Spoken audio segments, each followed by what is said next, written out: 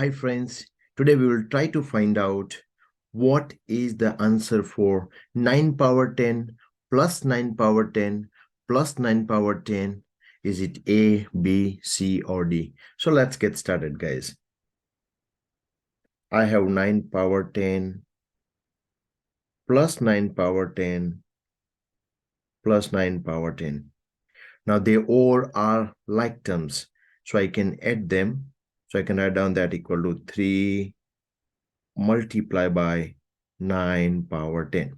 This is simply like if I have got x plus x plus x, I can make that equal to 3x. Now, I'll write down my 9 is 3 power 2 and then power 10. So that will be equal to, now there's a power, another power which I can multiply as per the index law. So I can do 2 times 10, which is 3 power 20.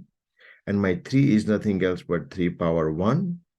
Now, as per the index law, when I'm multiplying, I add the power, so which is 3 power 1 plus 20, which is 3 power 21, which is matching. So this is my final answer, which is matching with my answer D. So D is the correct answer. Thank you.